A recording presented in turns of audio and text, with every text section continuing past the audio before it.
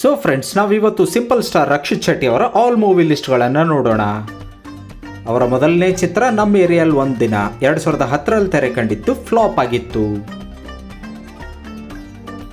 ಅವರ ಎರಡನೇ ಚಿತ್ರ ತುಗ್ಲಕ್, ಇದು 2013ರಲ್ಲಿ ತೆರೆ ಕಂಡಿದ್ದು ಫ್ಲಾಪ್ ಟ್ಯಾಗ್ ಪಡೆದಿತ್ತು. ಅವರ ಮೂರನೇ ಚಿತ್ರ ಸಿಂಪಲ್ ಆಗಿ ಒಂದು ಲವ್ ಸ್ಟೋರಿ 2013ರಲ್ಲಿ ತೆರೆ ಕಂಡಿದ್ದು ಹಿಟ್ ಆಗಿತ್ತು. ಅವರ ನಾಲ್ಕನೇ ಚಿತ್ರ ಉಳಿದವರು ಕಂಡಂತೆ, ಇದು 2014ರಲ್ಲಿ ತೆರೆ ಕಂಡಿದ್ದು ಸೂಪರ್ ಹಿಟ್ ಆಗಿತ್ತು. ಅವರ ಐದನೇ ಚಿತ್ರ ವಾಸ್ತು ಪ್ರಕಾರ, ಇದು 2015ರಲ್ಲಿ ತೆರೆ ಕಂಡಿದ್ದು ಫ್ಲಾಪ್ ಆಗಿತ್ತು. ಅವರ ಆರನೇ ಚಿತ್ರ ರಿಕ್ಕಿ, ಇದು 2015ರಲ್ಲಿ ತೆರೆ ಕಂಡಿದ್ದು ಬಿಲೋ ಆವರೇಜ್ ಎನಿಸಿಕೊಂಡಿತ್ತು.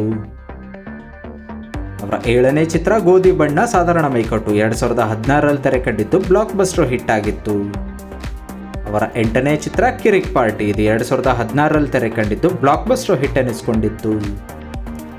ಅವರ ಒಂಬತ್ತನೇ ಚಿತ್ರ ಅವನೇ ಶ್ರೀಮನ್ ನಾರಾಯಣ 2019ರಲ್ಲಿ ತೆರೆ ಕಂಡಿದ್ದು ಹಿಟ್ ಟ್ಯಾಗ್ ಪಡೆದಿತ್ತು.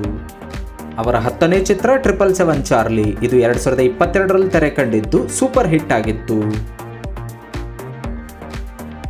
ರಕ್ಷಿತ್ ಶೆಟ್ಟಿ ಅವರ ಕೆರಿಯರ್ ಬಗ್ಗೆ ಮಾತನಾಡುವುದಾದರೆ ಒಟ್ಟು 10 ಫಿಲ್ಮ್ಗಳನ್ನು ಮಾಡಿದ್ದಾರೆ. ಅದರಲ್ಲಿ all time blockbuster 1, blockbuster 2, below average ಅಥವಾ ಫ್ಲಾಪ್ 4, ಸಕ್ಸೆಸ್ ರೇಷ್ಯೂ 60%.